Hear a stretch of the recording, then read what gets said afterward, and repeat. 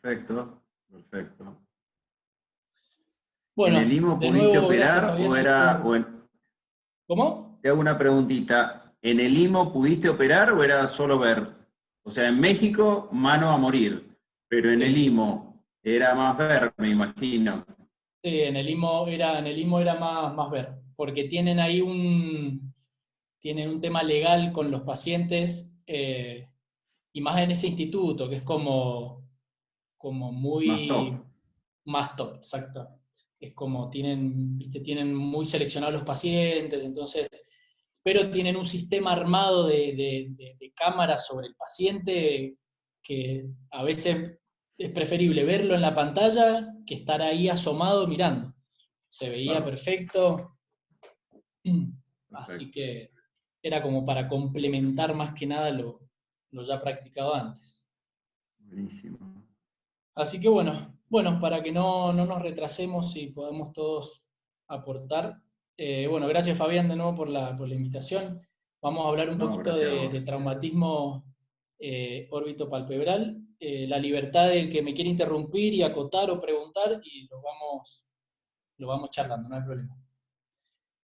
Entonces, como objetivos de la charla tenemos que reconocer bien la anatomía de los párpados, la vía lagrimal y la órbita, diferenciar bien los mecanismos de traumatismos, clasificar las lesiones en tejidos blandos, conocer diferentes técnicas de reconstrucción, cómo y cuándo repararlas y lograr el mejor resultado posible desde el punto de vista funcional y estético. Sabemos que el trauma facial, cuando compromete los tejidos blandos periculares, representa el 10% de la consulta en servicios de urgencia. O sea que no es tan frecuente. Representando el 5% solo las lesiones complicadas, de los cuales el 70% compromete los párpados y el 81% aparte compromete alguno de los canalículos, sea o por un trauma directo o por un trauma indirecto. Sabemos que el canalículo inferior, generalmente por ser el más débil, es el que más frecuentemente se compromete, y el canalículo superior es menos frecuente, pero hay que estar atento porque en un 20 o un 25%, cuando se compromete el canalículo superior, tenemos compromiso del globo ocular. Las causas son múltiples, generalmente accidentes automovilísticos, golpes de puño, mordida de perros, arma de fuego, accidentes laborales y domésticos, quemaduras térmicas, químicas. La causa son múltiples, eso va a depender del ámbito laboral y social de cada uno. Es mucho más frecuente en adultos, representa el 60%, un poco más de la mitad de la mayoría de los comprometidos. En hombres es más frecuente y un poco menos de la mitad afecta a niños. Del 0 a 9 años el 22% y de 10 a 19 años el 18%. O sea, casi la mitad son accidentes domésticos. Y la mayoría el 31% por traumas contusos. Más de la mitad están asociados a traumatismo del globo ocular. O sea que es muy importante en el momento de la evaluación. El 19% representan discapacidad post-tratamiento y representa un alto costo económico para los servicios de salud. Entonces, de manera práctica vamos a hacer un poquito de repaso de anatomía.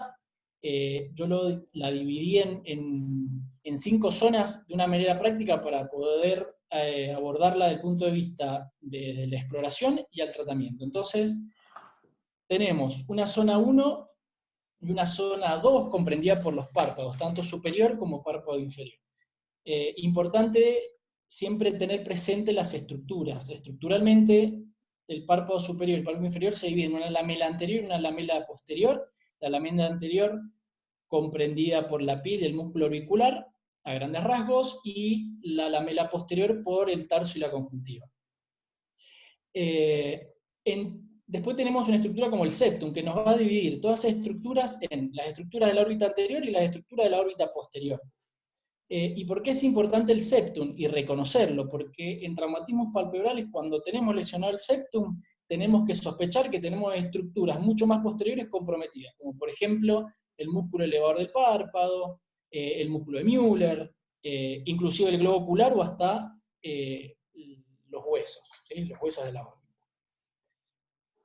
Una zona 3, que es el tendón cantal lateral, sí es una estructura un poquito ya más compleja, es parte del esqueleto del párpado, que nos mantiene la posición normal de los párpados, está formada por prolongaciones fibrosas del orbicular pretarsal, que se unen y forman el tendón cantal lateral, que se va a insertar bien en el reborde de la órbita en un reparo anatómico que se llama tubérculo de Whitnall, que lo vamos a encontrar a 1 centímetro por debajo de la sutura frontocigomática, y siempre va a estar 1 milímetro, 2 milímetros más arriba del tendón cantal medial por un tema funcional, que es el tema del recorrido de la labia.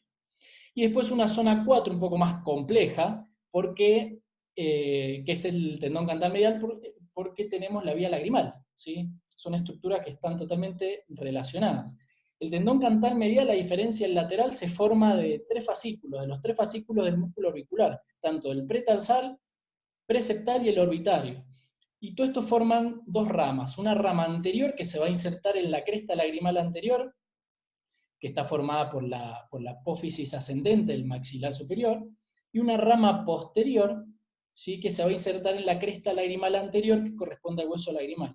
¿Y por qué es importante esto y saber reconocerlo? Porque cuando tengamos que reconstruir una vía lagrimal tenemos que respetar estas estructuras para reconstruirlas, si no vamos a tener problemas a futuro lagrimeos.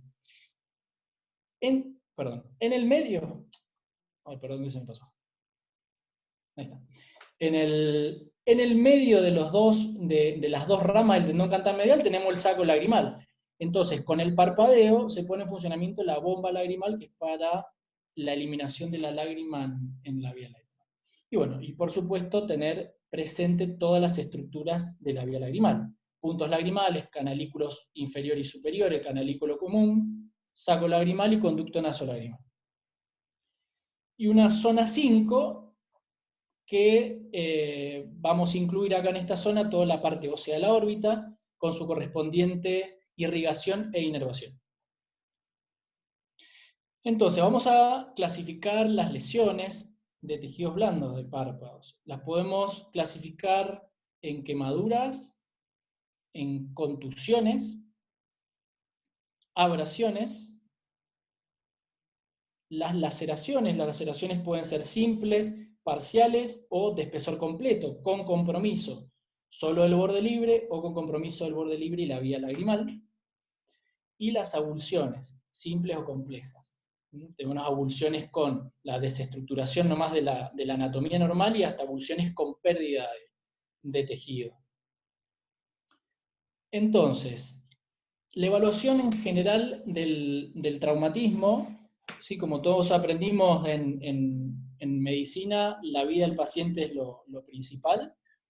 Desde el punto de vista oftalmológico, manejamos las siglas LIVS, de Life, Vision, Eyes and Orbit, and Aesthetic, que sería el orden que uno respetaría en prioridad a la hora de la evaluación. Por supuesto, la historia completa del traumatismo, evaluar el mecanismo del traumatismo, el tiempo de evolución, dónde está localizado la lesión, teniendo en cuenta las zonas que describimos recién. Siempre tener en cuenta el esquema de vacunación del paciente contra el tétanos, o la vacuna antirrábica en casos de mordedura de perros. Descartar siempre el estado toxicológico del paciente, consumo de alcohol, drogas en caso de accidentes, porque bueno, eso nos va a marcar el tiempo de cuándo intervenir y de saber la real historia de lo que pasó, porque a veces bueno, eso distorsiona un poquito la realidad. El examen oftalmológico completo, la agudeza visual, siempre, empezando, si tenemos la posibilidad de tomar la agudeza visual con un cartel de Snellen, hasta evaluar la visión luz. Todo es válido, todo eso nos va a indicar siempre la vitalidad del globo ocular. El reflejo pupilar, la pupila, evaluarla siempre junto con la visión cromática, eso siempre nos va a orientar a evaluar la vitalidad o el estado de nuestro nervio óptico. Siempre evaluar el polo posterior, y más en traumatismo, siempre descartar patología de retina, un desprendimiento de retina, por ejemplo. Movimientos oculares en caso de sospecha de de fracturas, siempre evaluar anexos, el estado de los tejidos, los párpados vía lagrimal, la glándula lagrimal, la sensibilidad y la presencia o no de tosis. Siempre fotos. Fotos, esto es obligatorio, esto es un documento médico legal. ¿Por qué? Porque el paciente, y más en un servicio de urgencia, a veces entra con pérdida de conocimiento, el paciente no sabe cómo entró y cuando se despierta ya está reconstruido. Entonces no sabe cómo entró y es muy importante mostrarle cómo entró y cómo terminó. Y bueno, imágenes, siempre y cuando sea necesario, desde una radiografía simple de cráneo, tomografía o resonancia. Estos son dos artículos muy interesantes, bastante completos, les recomiendo la lectura para todo esto que vamos a hablar. A modo de resumen sobre esto, ya esto más preciso sobre la exploración oftalmológica y palpebral, siempre la integridad del globo ocular es lo primero a descartar, a partir de ahí empezamos a manejar los tejidos. Entonces la exploración minuciosa de los tejidos blandos comprometidos, siempre, la toilette quirúrgica, ojo de comprimir el globo ocular, no sabemos si está perforado, si está, tenemos estallido ocular, no lo sabemos hasta que no abrimos los párpados y no lo vemos.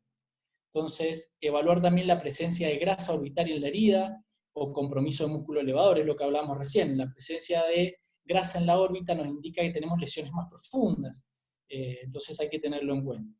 La exploración de heridas pequeñas, las heridas pequeñas a veces tenemos heridas mucho más profundas, y riesgo de cuerpo extraño intraorbitario, entonces a descartarlo también. Preservar siempre al máximo el tejido posible, no resecar tejidos sin necesidad, aproximar los tejidos, siempre desinflamar con frío la herida, porque eso nos va a dar un mejor aspecto visual de la lesión en sí. Si es necesario, eliminar costras o tejido necrótico para refrescar bordes, evaluar siempre la vía lagrimal y la irrigación, explorar movimientos oculares en caso de sospecha de fractura, siempre descartar un síndrome compartimental en traumatismos contusos, y la reparación siempre por especialista. Entonces, como creo que van a presentar un par de casos con videos, yo acá armé la charla más que nada con un par de tips de lo que hay que hacer y lo que no hay que hacer en traumas palpebrales, pero con fotos. Entonces siempre, como dijimos recién, comprobar la integridad del globo ocular antes de cualquier otra cosa. No siempre manipular los tejidos con cuidado y no comprimir el globo ocular. En contusiones y abrasiones siempre el tratamiento es conservador, no se necesita mucho más. Sí es verdad que corremos el riesgo en estas abrasiones tan grandes de retracción palpebral por cicatrización por segunda intención, entonces bueno, hay que vigilarlas y hacer el tratamiento, que generalmente es tratamiento tópico.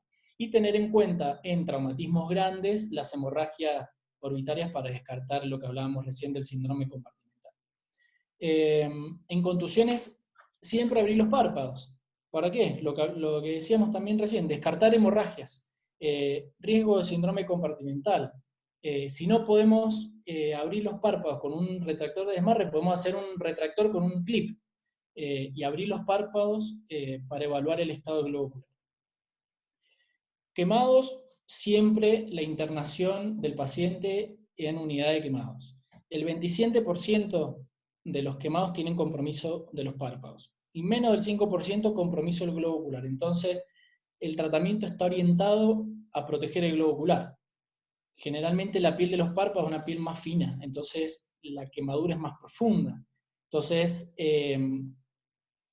la cicatrización y la evolución de estos pacientes generalmente generan retracciones palpebrales, lagoftalmos, entonces riesgo de exposición del globo ocular, entonces tenemos que protegerlo. Incluso a veces hasta necesitamos hacer algún tipo de tarsorrafia temporal para proteger el globo ocular. En el síndrome compartimental, siempre cantotomía lateral y cantolisis inferior. Esto es una técnica que la tenían que conocer todos, desde el residente de primer año hasta el jefe médico de planta que está a cargo. Porque no solo la podemos tener en en un traumatismo, sino también podemos tenerlo, tal vez, si en algún momento hacemos alguna anestesia retrovulvar o algún procedimiento de inyección intraorbitaria, podemos generar hemorragias, y el tratamiento es este. Es una emergencia oftalmológica, porque generamos un síndrome compartimental. La órbita está tensa, los párpados están tensos, tenemos compromiso de la visión, compromiso pupilar. Entonces tenemos que descomprimir la órbita. ¿Cómo es la técnica de la cantotomía y la cantolisis? Y no necesitamos mucho más que una tijera y una pinza, y un poquito de anestesia para infiltrar el tendón cantal lateral. El tendón cantal lateral tiene forma de I, vamos a hacer una Y acostada. Entonces, lo que hacemos con la tijera es abrir esa I, hacer un corte bien el tendón cantal de espesor completo y transformarlo en una B. Posteriormente, tenemos dividido ese tendón cantal en una rama superior e inferior. Agarramos con la pinza, ¿sí?, la rama inferior y la cortamos. Y liberamos todo el párpado inferior. El párpado inferior tiene que quedar suelto. El tarso y el párpado inferior me tienen que tapar el ojo completo de una manera fácil, sin que quede la sensación de que está fijo. Se tiene que retraer el párpado inferior hacia medial, obviamente traccionado por el tendón cantal medial. Entonces, eso nos indica que hemos hecho bien la técnica. Es una técnica que no la debemos demorar, debemos hacerla lo antes posible, y no debemos suturar la herida. Después, cuando el paciente mejoró, reconstruimos el canto lateral del ojo, eso es lo de menos. Siempre evaluar los bloqueos anestésicos, o la anestesia general en caso de niños. ¿Por qué los bloqueos anestésicos? Los bloqueos anestésicos nos ayudan a no seguir infiltrando el tejido, porque ya tenemos tejido con hematoma, tejido con edema inflamatorio. Entonces, si además le infiltramos mucha anestesia local, a veces seguimos deformando, y nos da a veces la sensación de que el tejido no aproxima bien, incluso a veces uno sutura a tensión y no es bueno. Entonces, infiltrar el supraorbitario, el infraorbitario, los supratropiares, cualquiera de las ramas principales ahí, para hacer bloqueos anestésicos sectoriales. Las laceraciones parciales, siempre respetar las líneas de tracción de la piel. Si la herida compromete el orbicular, pero en el sentido de las fibras del orbicular, no hace falta suturar el orbicular, se sutura la piel con puntos simples y listo. En caso de que la herida del músculo sea perpendicular al eje de la fibra del orbicular, se pueden poner puntos de Vicryl, de suturas reabsorbibles, para aproximar el músculo orbicular y no suturar con tanta tensión la piel. En las laceraciones con compromiso del borde libre, siempre suturar por planos y respetando las lamelas. No tenemos que hacer un cierre simple, porque vamos a generar malposiciones palpebrales y lagostalmos y retracciones innecesarias cuando... por eso yo recién hacía mucha referencia con el hecho de conocer la anatomía para poder reconstruirla. Entonces, ¿cuál es la técnica para reparar la laceración del borde libre?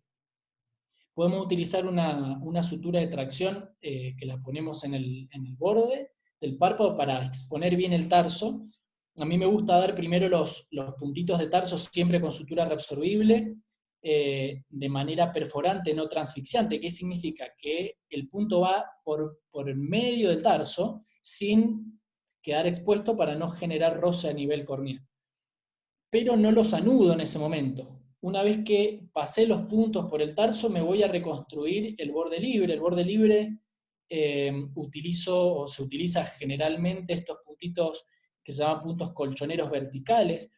¿Qué función cumplen estos puntos? ¿Sí? Evertir el margen de la herida. Queda como una pancita en la zona de la herida. Y tiene que quedar así.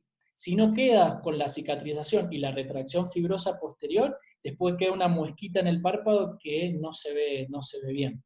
Y se ponen de 2 a 3 puntos. Yo generalmente pongo un puntito a nivel de la desembocadura de las glándulas del meibomio y otro a nivel de las pestañas para reformar el borde.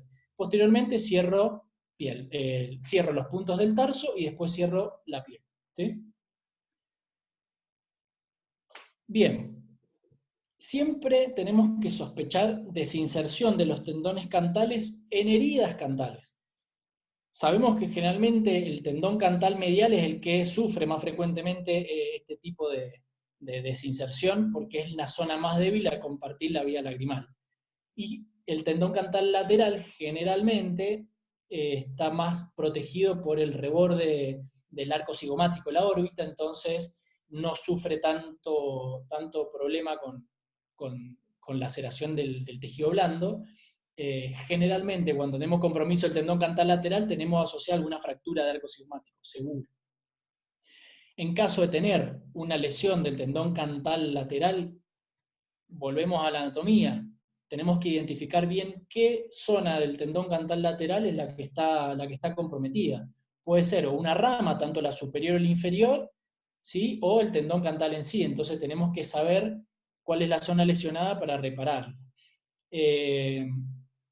Es muy similar a una tira tarsal, si han tenido la oportunidad de hacerla o verla, el tema de la reconstrucción cantal. Por supuesto, el ángulo cantal también hay que reconstruirlo siempre.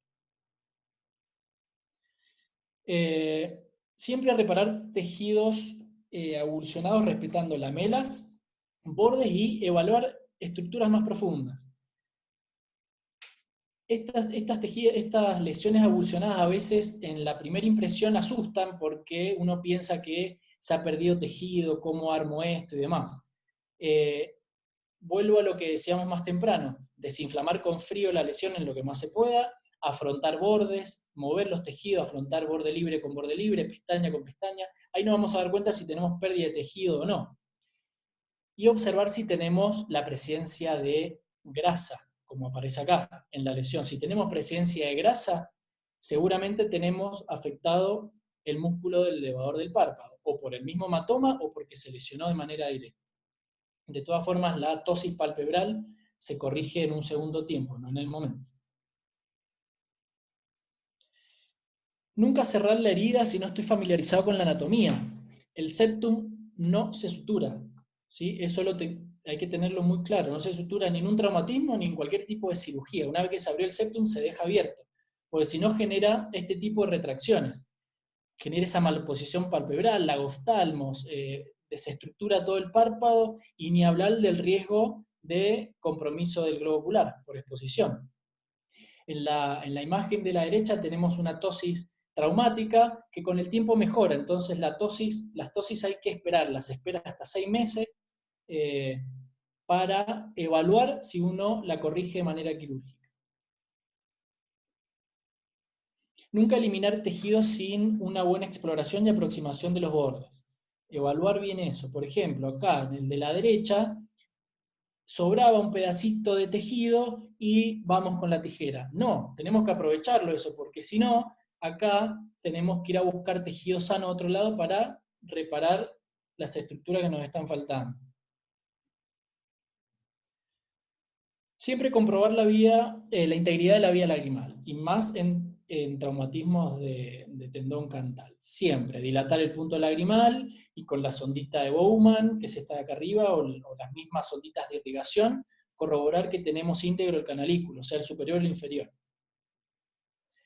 Por supuesto, si lo tenemos comprometido el canalículo, hay que repararlo conjuntamente en el mismo tiempo con el tendón cantal medial.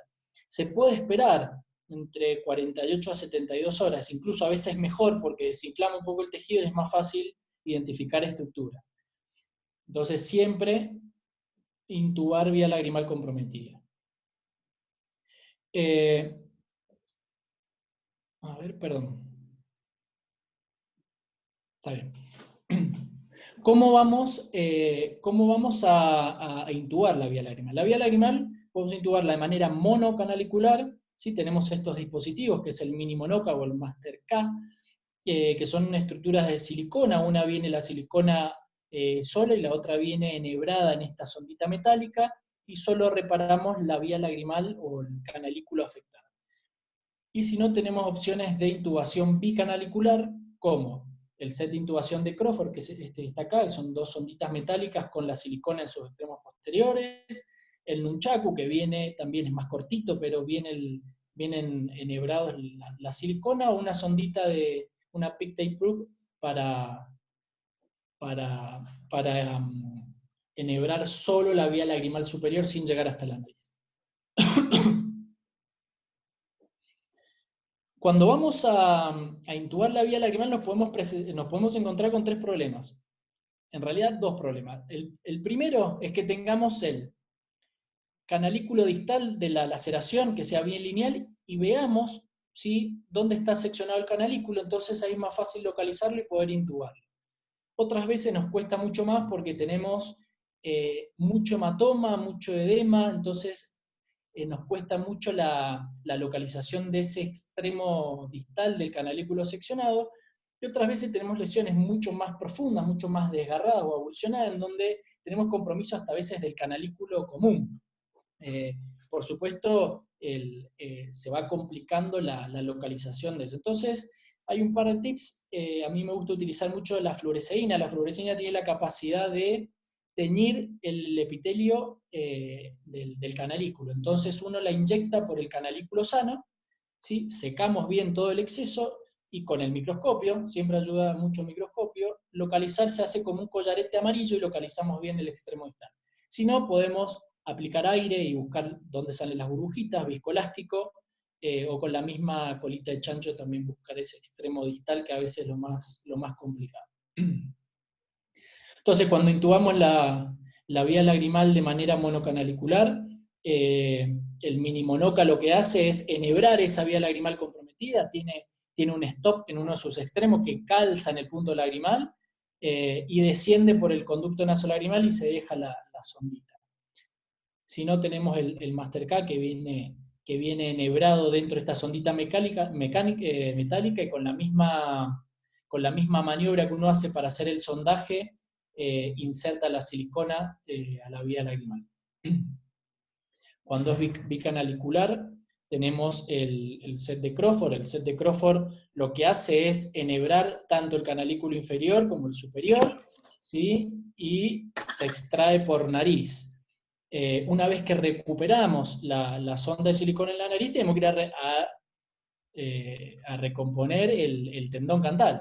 Entonces, lo primero que se hace, si tenemos una laceración lineal, es reparar la porción del tarso con siempre suturas reabsorbibles, y después una sutura superior e inferior al canalículo para aproximar lo que más se pueda el epitelio de ese canalículo y dejarlo permeable. Y la otra opción que tenemos bicanalicular es con la colita de chancho. Tal vez esta es una técnica un poquito más compleja, y en manos tal vez menos entrenadas corremos el riesgo de hacer falsas vías o lesionar aún más los tejidos, pero sirve bastante porque utilizamos en esta técnica solo anestesia local, y si estamos medios entrenados con esta técnica se hace rápido. Lo que hacemos con la sonda, que es una especie de espiral, se pasa por el canalículo sano. Una vez que se exterioriza el extremo de la sonda, que tiene como un agujerito, por ahí pasamos una sutura que generalmente es un nylon 5 o un nylon 6, sacamos la sonda, y al sacar la sonda dejamos enhebrado con la sutura toda la vía lagrimal superior. A esa sutura se le enhebra, como ven acá abajo, el pedacito de silicona, y después se tracciona el otro extremo y se deja la silicona solo arriba, se sutura, se recompone el tendón cantal y listo. Nunca reparar heridas con materiales o técnicas inadecuadas. ¿Sí? Por ejemplo, no utilizar suturas en niños o no dejar suturas expuestas. Por ejemplo, en este caso en particular, esta niña lo perdió, fue una mordida de perro, tuvo pérdida de tejido y se afrontó el tejido, no se repuso tejido perdido. Por supuesto, no tiene párpado superior, quedó el ojo expuesto, entonces si perdemos tejido hay que reponer tejido. Lo mismo en este caso de la vía lagrimal, no me sirve de nada poner una sondita para proteger mi canalículo proximal seccionado y no intubarlo hasta la nariz o no hacer una intubación superior, si no lo voy a terminar bien. Hay que derivarlo y que se pueda hacer de la mejor manera. Y bueno, por supuesto, siempre sospechar cuerpos extraños intraorbitarios, fracturas. Con respecto a las fracturas, siempre sospecharlos, por supuesto, en- en traumatismos contusos importantes, en alteración de los movimientos oculares, en diplopia, en oftalmos. Podemos tener incluso hasta pérdida de sensibilidad en la zona del infraorbitario si tenemos compromiso del piso orbitario, o podemos tener un enfisema en el caso de fractura de pared medial. Entonces siempre tener en cuenta eso. No me metí mucho en fracturas porque me parece que es un tema mucho más amplio y nos íbamos a demorar. Entonces, como conclusión, siempre conservar la vida del paciente y el globo ocular en primera instancia, conocer bien la anatomía fundamental para la reconstrucción. El tratamiento debe ser individualizado, siempre, no todos son iguales, siempre sospechar compromiso de la vía lagrimal. Existen múltiples técnicas quirúrgicas, todas son válidas, cada uno elige con la que más familiarizado está o con la que mejor resultado le puede dar. Tratar de buscar siempre la mejor opción quirúrgica desde el punto de vista funcional y estético, tener en cuenta el cuidado posquirúrgico, el seguimiento de estos pacientes y más en aquellos con compromiso de vía lagrimal, y bueno, principalmente conocer nuestros límites para poder siempre ofrecerle la mejor opción al paciente. Muchas gracias.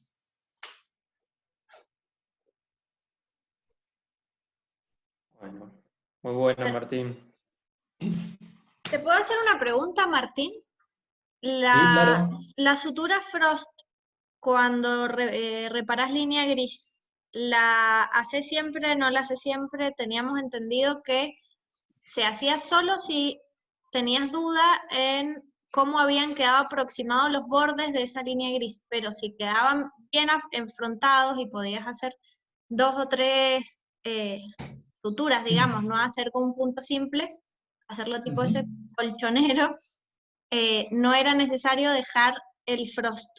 ¿Qué puedes decirnos? No, está bien, no se deja el frost generalmente. Yo el frost solo lo utilizo para traccionar, para facilitarme a mí el trabajo durante la sutura de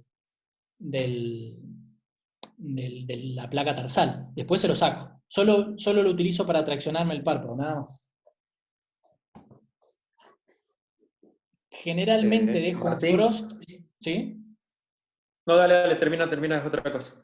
No, que generalmente yo dejo un frost si sé que tengo mucho tejido avulsionado y que la misma cicatrización me va a generar tracción del párpado, entonces lo dejo 48, 72 horas, después lo saco. Pero para una reconstrucción del borde libre, el frost solo lo utilizo para traccionarme yo y poder, generalmente opero solo, entonces de esa manera me facilita la exposición de los tejidos para suturarlo, nada más. Después lo saco.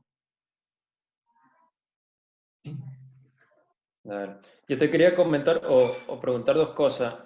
Bueno, una ya la dijiste ahí en la charla, que era hasta cuánto tiempo podías esperar para hacer una reparación de una vía lagrimal, que bueno, ya lo dijiste, 2 o 3 días. Porque a nosotros nos pasa en el hospital que por ahí no nos dan anestesia, no nos dan quirófano el mismo día, y decís, bueno, ¿hasta cuánto lo espero para repararla? Pero bueno, esa ya más o menos quedó. Ahora, vos dijiste de las tosis, que podías esperar hasta 6 meses, obviamente, para repararlas. Ahora, en los casos de los niños y el riesgo de ambliopía, obviamente que la tenés que operar antes. ¿Cómo haces en esos casos? Generalmente, a ver, lo que pasa es que el problema hay que evaluar muy bien si tenemos lesión del músculo elevador.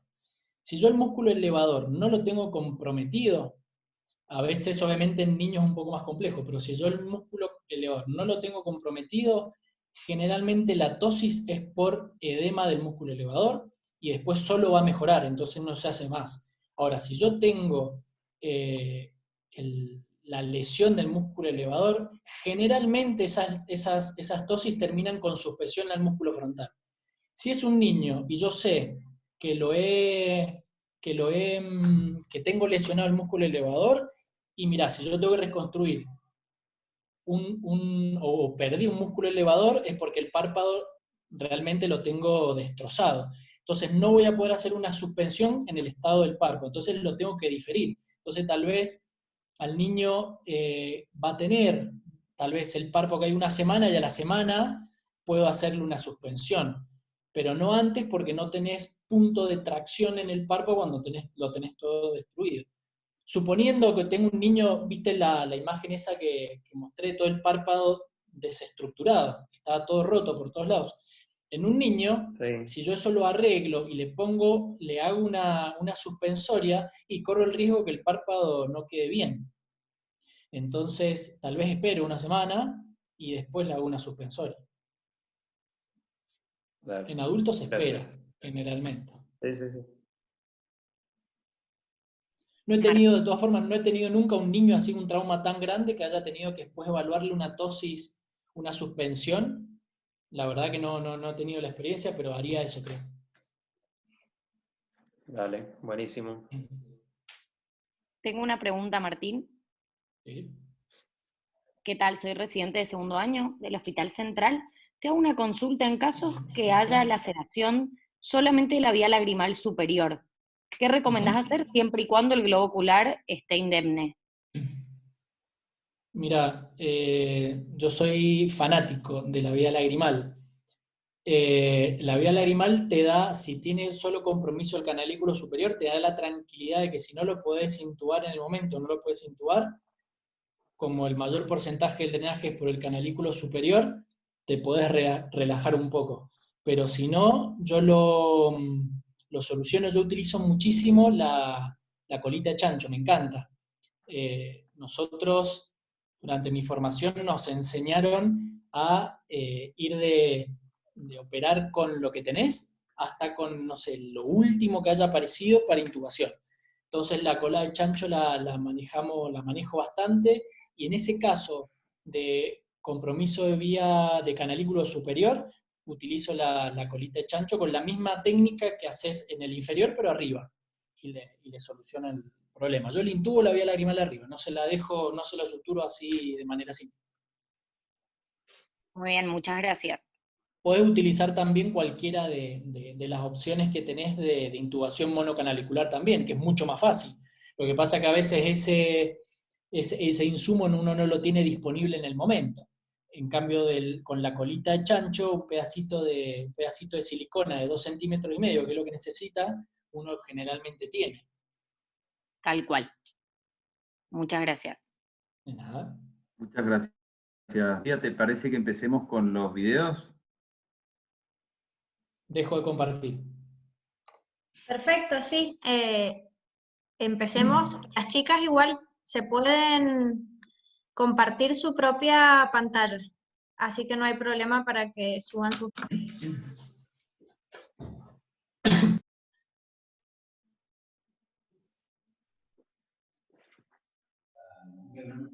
Yo no estoy pudiendo compartir mi pantalla, a ver. Fíjate porque está donde sale el cuadradito verde. Está para que todos lo puedan compartir. ¿Ahí se ve bien? Ahí se está empezando a ver.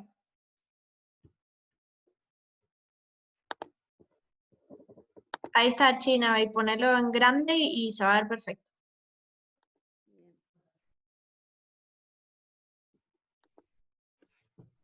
Bueno, buenas tardes a todos. Mi nombre es Agostina Serrano, soy residente de tercer año del Hospital Central y voy a presentar un caso clínico de un traumatismo ocular penetrante con catarata traumática. Los objetivos de la charla es presentar un caso clínico de un trauma ocular penetrante con catarata traumática, describir el manejo en la guardia, mencionar el tratamiento sistémico y tópico aplicados y detallar el procedimiento quirúrgico. Bueno, el caso se trata de una paciente de sexo femenino de 29 años de edad que consulta en la guardia por un traumatismo en su ojo derecho con un alambre que en el momento de la consulta ya tenía 72 horas de evolución. Además refiere dolor y disminución de la agudeza visual. No refiere antecedentes patológicos sistémicos ni oftalmológicos. Al examen pudimos constatar una agudeza visual de bulto en su ojo derecho que no mejoraba con el ojo izquierdo 10 décimas sin corrección. La pupila en el ojo derecho era reactiva y discórica, y en el ojo izquierdo los reflejos se encontraban normales. Los movimientos oculares estaban conservados en ambos ojos, y a la biomicroscopía pudimos observar una laceración corneal de espesor completo en hora 9 de unos 4 milímetros, que se encontraba autosellada con Seidel negativo, la cámara anterior formada, 2 cruces de Tyndall, y se observaban sinequias anteriores en hora 9 que se dirigían hacia la laceración, y también posteriores. Tenía la catarata traumática y no observábamos ruptura de la cápsula anterior a la biomicroscopía, aunque sospechábamos que podía estar comprometida más que nada por el mecanismo de trauma.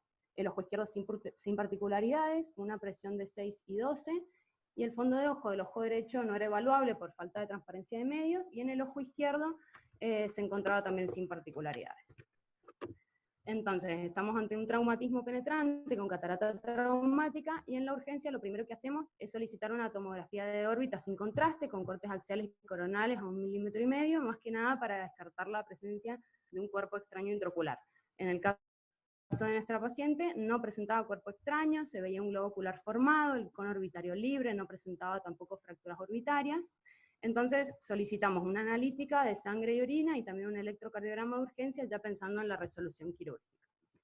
Entonces, una vez que sabemos que la paciente no tiene cuerpo extraño intraocular, procedemos a realizar la internación bajo el protocolo de traumatismo abierto sin cuerpo extraño intraocular, que se basa en la administración de ciprofloxacina, 200 miligramos cada 12 horas endovenoso, clindamicina, 600 miligramos cada 6 horas endovenoso, y también dexametasona, diclofenac y ranitidina endovenoso. Para el plan quirúrgico nos pareció importante evaluar el segmento posterior, por lo cual decidimos realizar una ecografía en modo B, que a pesar de que no se recomienda en traumatismos abiertos, decidimos realizarlo en nuestra paciente, ya que se encontraba autosellada y sin Seidel. La realizamos muy cuidadosamente, sin ejercer presión sobre el globo ocular, y pudimos ver que la retina se encontraba aplicada y no presentaba ecos en vitro. ¿Qué les vienen esos Huachitur? El plan quirúrgico fue realizar la reparación primaria, extraer la catarata y colocar un lente de 3 piezas bajo sedación.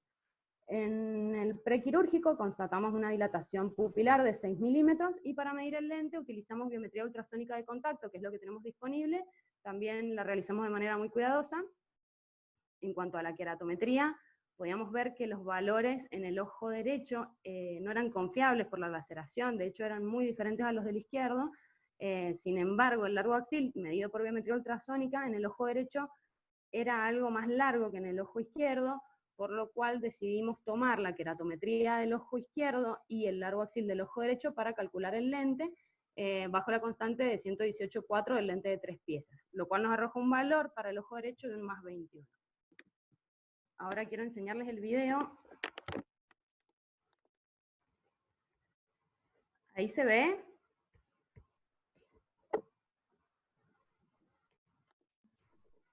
Compartiendo el video, ¿no? Sí, para un poquito, porque todavía no sale, sale como toda la pantalla gris. Ah. Pone, no sé, el Dani. Necesitamos al Dani. ¿Estás compartiendo la aplicación de video?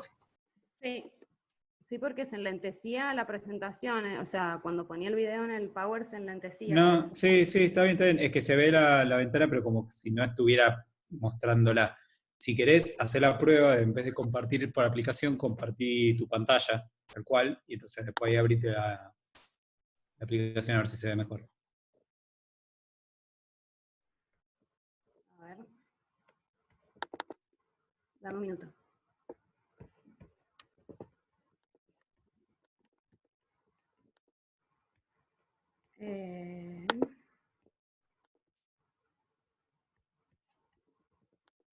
Creo que ahí está. Ahora sí. Bien, perfecto. Ahí sí. Bueno, lo primero que hacemos es colocar iodopovidona en piel y fondos de saco al 10 y al 5% respectivamente. Y empiezo colocando puntos simples con nylon 10-0 a nivel de la laceración para poder cerrarla. Ahí estoy colocando los puntitos. Luego los entierro. Y posteriormente realizo una paracentesis en hora 2 con ayuda del anillo de Thornton, la cual me sale muy larga y bastante incómoda. Coloco posteriormente azul tripán para poder teñir la cápsula anterior. luego la lavo, coloco viscoelástico y ingreso con una espátula para intentar separar las siniquias anteriores y posteriores. Posteriormente realizo una incisión principal con un cuchillete 3.0, también bajo viscoelástico. Y para realizar la rexis decidí empezarla hacia hora 12, ya que podíamos observar, no sé si se ve bien en el video, pero se encontraba comprometida la cápsula anterior en hora 9, entonces la empezamos en hora 12 para poder terminarla a nivel de la ruptura, que se encontraba ahí en hora 9 y no sabíamos si llegaba hasta el ecuador. Luego realizo una hidrodisección también bastante suave.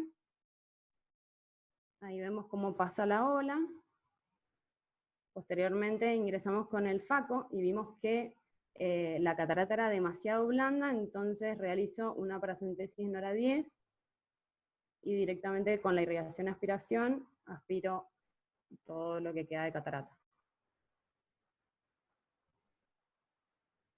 Ahí estoy aspirando el último pedacito. Posteriormente coloco abundante sustancia viscoelástica, sobre todo a nivel del sulcus para poder formarlo, y colocar el lente de 3 piezas.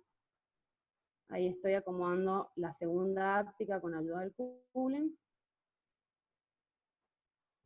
Posteriormente colocamos miostat y aspiramos los restos de sustancia viscoelástica. Vemos cómo la pupila quedó bastante redondita y centrada. Finalmente hidratamos las incisiones con Vigamox y corroboramos que no hubiera ninguna pérdida. Bien. Ahora, volviendo a la presentación. ¿Se ve la presentación? Se ve.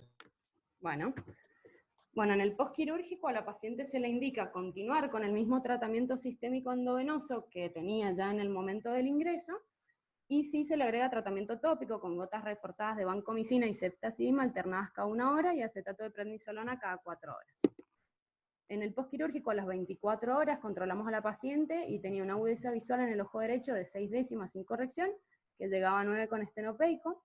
A la biomicroscopía los puntos corneales estaban aplicados, enterrados, no tenía Seidel, la cámara anterior estaba formada, tenía una cruz de Tyndall, la pupila se encontraba redonda y reactiva, y el lente de 3 piezas en sulcus centrado. La presión en el ojo derecho era de 10, y en este momento sí pudimos evaluar el fondo de ojo, que se encontraba completamente normal. Entonces, a las 24 horas de la cirugía indicamos alta, con reposo, ciprofloxacina bioral, 500 miligramos cada 12 horas, y el tratamiento tópico igual, vancomicina y ceftazidima alternadas cada 1 hora y acetato de prednisolona cada 4. Se la cita a la paciente a control en 24 horas, pero lamentablemente no concurre y perdimos el seguimiento. Entonces, como conclusiones, primero que nada, los traumatismos son consultas muy frecuentes en nuestro centro, por lo tanto debemos conocer su correcto manejo. Es importante realizar un examen oftalmológico completo, sobre todo en los pacientes que presentan catarata traumática, prestarle especial atención al iris, a la cápsula anterior, ver si está comprometida, ver si hay irido o facodonesis, ver si no hay vitrio en cámara anterior, porque nos va a ayudar a adelantarnos a posibles complicaciones que podamos tener en la cirugía. Además, la agudeza visual inicial, la agresividad del trauma y la reparación quirúrgica precoz son importantes factores pronósticos del resultado visual.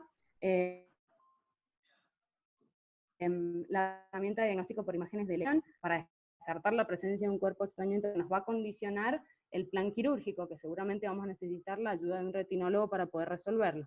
Y además, como ya mencioné, no se recomienda realizar una ecografía en pacientes con traumatismos abiertos, pero en este caso decidimos hacerlo ya que se encontraba autosellada y sin Seidel. Hay herramientas como la UEM que son de gran utilidad para evaluar el estado de la zónula y de la cápsula posterior previo a la cirugía, y también nos ayuda a predecir complicaciones. Lamentablemente en nuestro centro no está disponible, pero sería ideal poder realizárselo a todos los pacientes que tengan este tipo de patología. Algo importante es saber que la extracción de la catarata puede realizarse en un segundo tiempo quirúrgico si no existe gran inflamación en el segmento anterior, al igual que la colocación del lente. Puede realizarse en un segundo o en un tercer. En cuanto a la medición del lente, recomienda realizarla mediante biometría óptica de elección con queratometría por tomografía de segmento anterior, una vez que logramos la estabilidad refractiva al sacar los puntos. Y quería destacar la importancia del tratamiento antibiótico sistémico y también tópico en los traumatismos abiertos, que en el caso nuestro, en el hospital, tenemos este protocolo elaborado junto con el servicio de infectología para prevenir la aparición de endoftalmitis, que rondan en un 2 a un 11% en traumatismos abiertos, y este porcentaje asciende a un 15% en el caso de que exista un cuerpo extraño intraocular.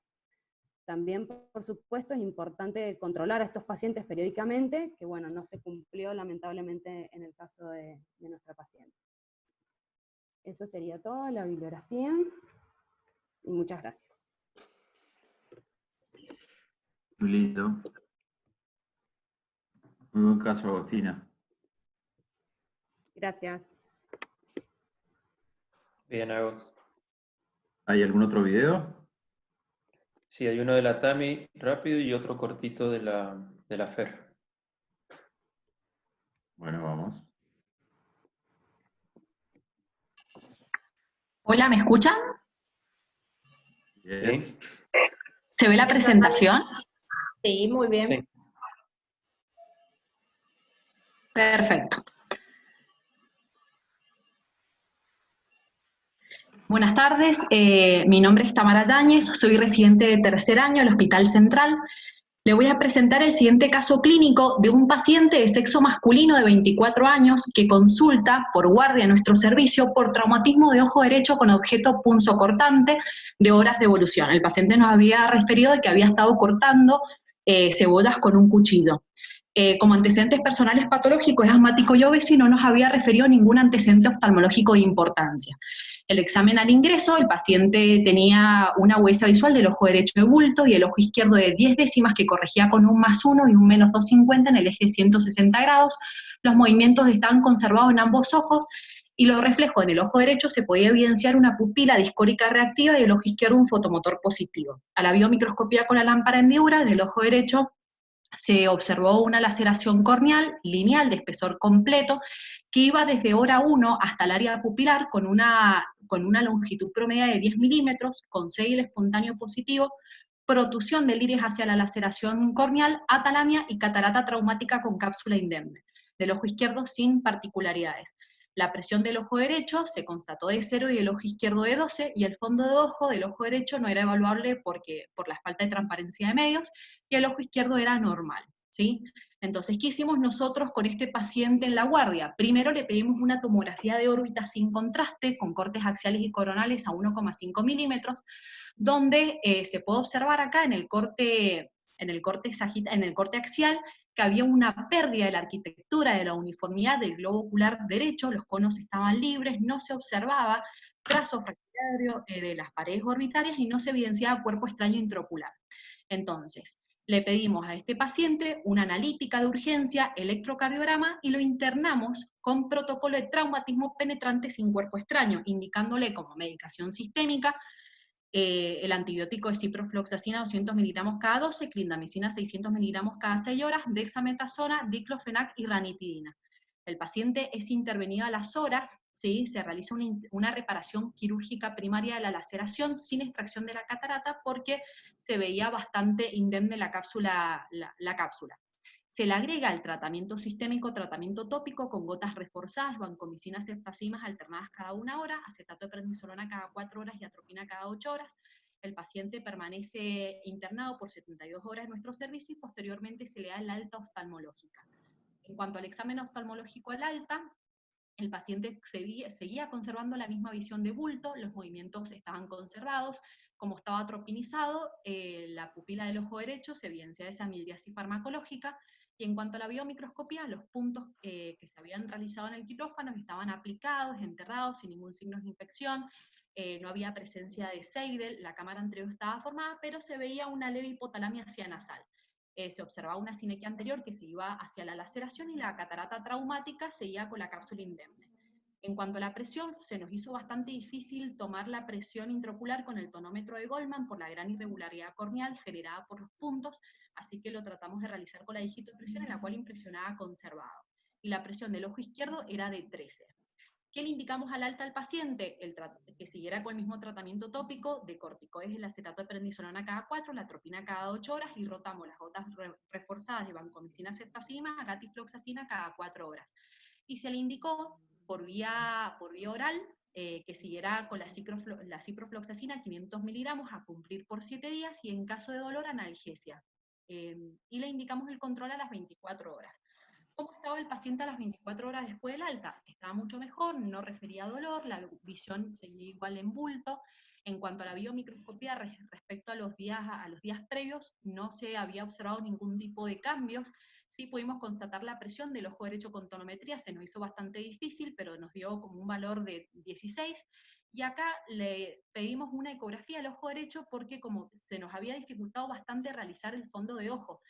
Y en la ecografía, que no se ve muy bien acá, el paciente presentaba un hematoma en hora 5 y tracción mínima en nasal. El paciente es evaluado en sección catarata, quienes ellos nos habían indicado realizar la cirugía de facolío de ojo derecho según la evolución del paciente. Se continuó con la misma indicación con el descenso progresivo del acetato de prednisolona de acuerdo a la reacción que tenía en cámara anterior. Lo volvimos a controlar a las 2 semanas, el paciente seguía viendo bulto, la biomicroscopía estaba prácticamente todo igual, la presión que se constató fue de 12, volvimos a repetir la ecografía, y en la ecografía no observamos esas tracciones y ese hematoma que se había observado a las 24 horas post-alta cuando se le hizo la ecografía, pero sí tenía un leve movitro de un DPB. Entonces se decide programar la cirugía de catarata. Se hace la medición del lente con biometría ultrasónica de contacto en el ojo sano, en el ojo contralateral, ¿sí? La biometría ultrasónica es la que tenemos disponible en el hospital. Hacemos la toma de las K con el autorrefractómetro y se realiza la medición del largo así que nos dio de 23,43. ¿Por qué se decidió hacerlo en el ojo contralateral? Porque ya se nos había modificado la queratometría por los puntos corneales. Entonces, con las fórmulas SRKT, Holley 2 y Hofer-Q, obtuvimos la medición de un lente lo más métrope que se pueda, de un 21 con constante 118,4, que sería un lente de 3 piezas. Entonces, se hace la cirugía, previo a la realización de la cirugía, volvimos a repetir la ecografía por ese leve movitro y el paciente tenía prácticamente ya una ecografía normal. La cirugía se hace al mes y medio de haber tenido este traumatismo penetrante. ¿Qué tuvimos como complicación? Tuvimos el signo de la bandera argentina, lamentablemente. Esto nos generó que la rexia estuviera incompleta. Se trató de extraer la catarata mediante facoaspiración, hubo ruptura de cápsula posterior, o sea, se hizo una vitrectomía anterior porque venía mucho vitrio hacia la cámara anterior y el paciente se quedó afáquico, ¿sí? Bien, en cuanto al control al mes de la cirugía de catarata, el paciente ya veía cuentadeos a 1 metro, con un más 11 corregía 3 décimas, los movimientos estaban conservados, pero ya había aparecido en el ojo derecho en posición primaria la mirada una exotropia.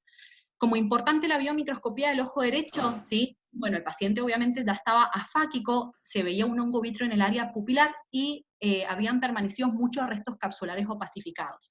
La presión estaba normal y era muy difícil visualizar la mácula mediante el fondo de ojo. Bien, el paciente, como consecuencia de estos restos capsulares, estuvo mucho tiempo generando mucha reacción en cámara anterior, hizo hipopión, entonces decidimos mostrar a este paciente en la sección retina de nuestro servicio, donde indicaron como plan quirúrgico vitrectomía, lensectomía, colocación de lente secundario y una cinequiólisis del ojo derecho. Entonces acá está el video, no sé si lo pueden ver. ¿Hola? Sí, se ve perfecto. Bueno, ahí vemos en primera instancia que se colocan los 3 trocares 23G, se hace una vitrectomía. Posteriormente, a través de la incisión principal, con una espátula se trata de liberar esas sinequias, de esa sinequia que iba hacia el lado de la laceración, que era aproximadamente entre hora 1, hora 4, ¿sí? Con una tijera de retina recta se hace una esfinterotomía para mejorar un poco la apertura del área pupilar.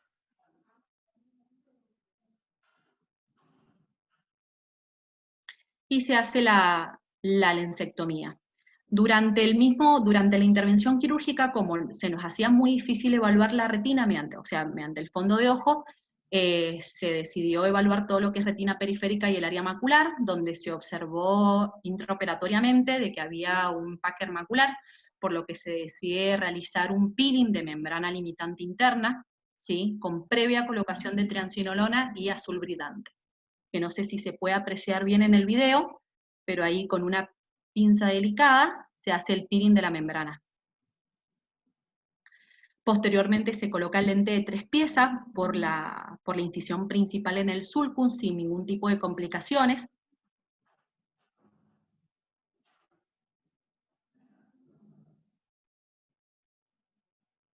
Y por último se colocan 2 puntos sobre la principal y se entierran esos puntitos, ¿sí?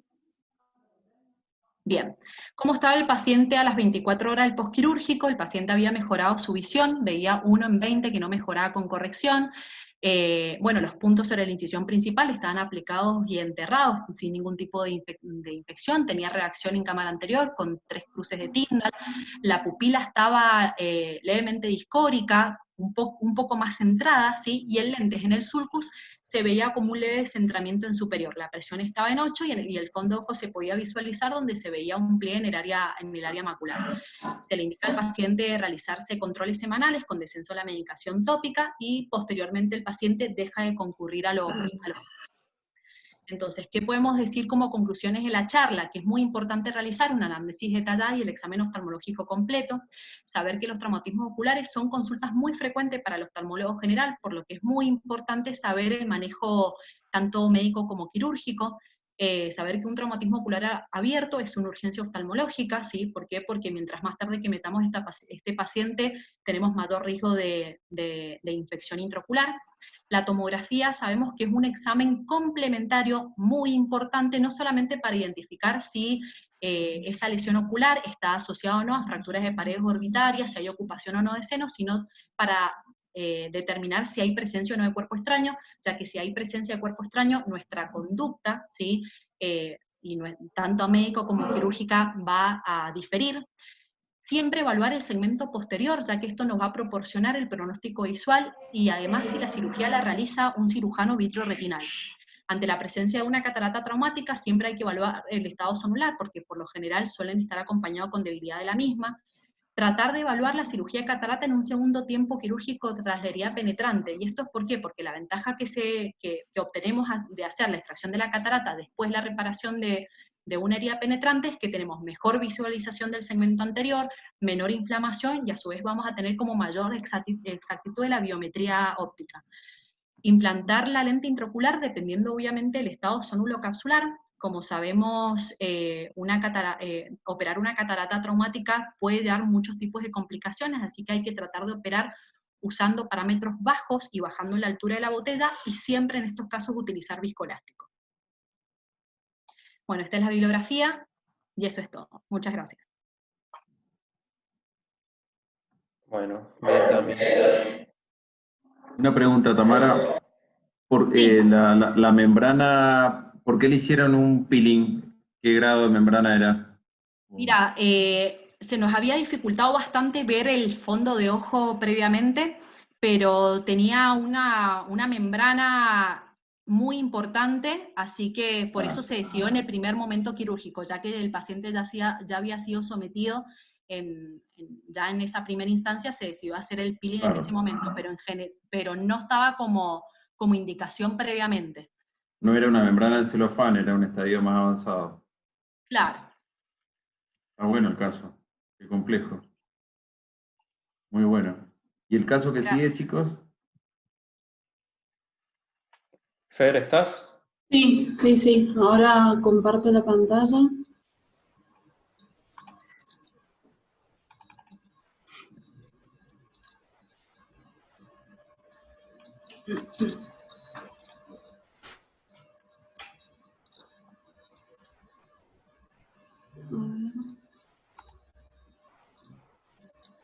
¿Ahí se ve? Sí. ¿Sí? Bueno, entonces empiezo. Para los que no me conocen, soy María Fernanda Reina, soy residente de tercer año del Hospital Central. Voy a presentar un caso clínico. Es un paciente de sexo masculino de 57 años que consulta por un traumatismo del ojo derecho de una semana de evolución.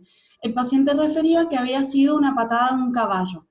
No tenía ningún antecedente patológico sistémico ni oftalmológico, no tomaba ninguna medicación ni estaba con ningún tratamiento tópico.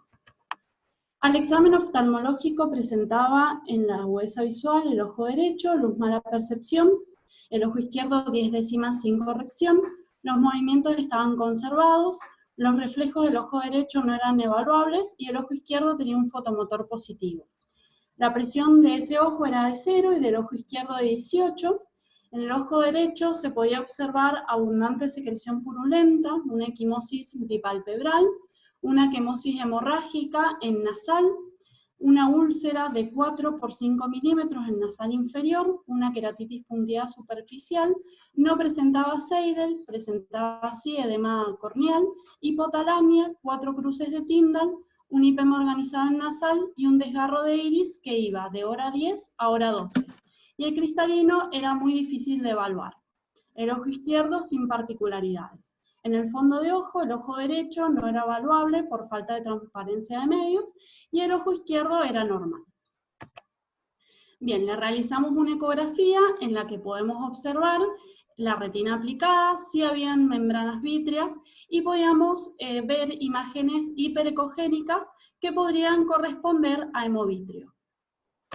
Se decide realizar una tomografía en cortes axiales y coronales de 1,5 milímetros, en los que podemos observar que no hay fracturas, vemos una alteración en lo que es la arquitectura normal del globo ocular y tampoco se observa ningún cuerpo extraño. Bien, para el prequirúrgico urgencia, como nosotros en el hospital los operamos con anestesia general, pedimos una analítica y un electro que resultaron normales. Las indicaciones de internación fueron diclofenac 75 miligramos cada 12, dexametasona 8 miligramos cada 12, ranitidina 50 miligramos cada 12, ciprofloxacina 200 miligramos cada 12 horas y clindamicina 600 miligramos cada 6 horas, todo vía endovenosa. El plan quirúrgico, una reparación quirúrgica primaria, realizamos toma de muestra vítrea para cultivo que resultó negativo y colocación de 0,1 mililitros de vancomicina y 0,1 mililitros de ceftazidima intravítreo. En el postquirúrgico agregamos en el ojo derecho atropina una gota cada 8 horas, acetato de prednisolona al 1%, una gota cada 6 horas, y vancomicina y ceftazidimas alternadas cada 1 hora. ¿Se ve el video? Sí. Bien. Bien, esta es la cirugía. Comencé realizando una peritomía de hora 6 a hora 3 y comencé a colocar puntos en la laceración de esclera de espesor completo con una sutura de Vicryl 6 ceros. Ahí abro la conjuntiva y continúo colocando puntos. No muestro en el video, pero realizo una divulsión de la esclera y de la atenon y la conjuntiva. Amplío la peritomía hacia hora 1,5 y continúo colocando los puntos en la esclera.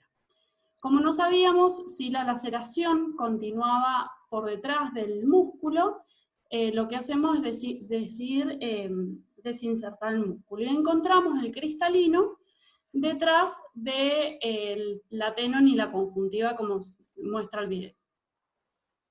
Ahí voy a mostrar cómo desinsertamos el músculo, colocamos un gancho de estrabismo, previo a esto lo que hacemos es divulsionar la atenon del músculo, y de ahí lo que hacemos es usar una sutura de doble aguja de Vicryl 6.0 y colocamos en la zona de inserción del músculo la aguja, primero en forma transfixiante y por debajo en forma perforante. Esto lo hacemos en la mitad del músculo inferior, ajustamos bien, y vamos a realizar lo mismo en la mitad superior del músculo. Ahí vemos la incisión transfixiante y debajo de esto la perforante. Después de esto lo que vamos a hacer es cortar el músculo se corta en la zona que está más cerca del limbo, con tal de que podamos sostener el músculo con los hilos y no se nos pierda para después volver a insertarlo. Ahí exploramos, no encontramos que la laceración siga hacia atrás, entonces decidimos insertar de nuevo el músculo, colocando 2 puntos, uno en inferior y otro en superior, en la zona de inserción. Ahí podemos observar bien. Ahí lo que hacemos es cerrar la conjuntiva. Lo que no muestro en el video, que lo hacemos antes de cerrar la conjuntiva, es tomar la muestra vítrea y colocar la vancomicina y ceftazidima intravítrea.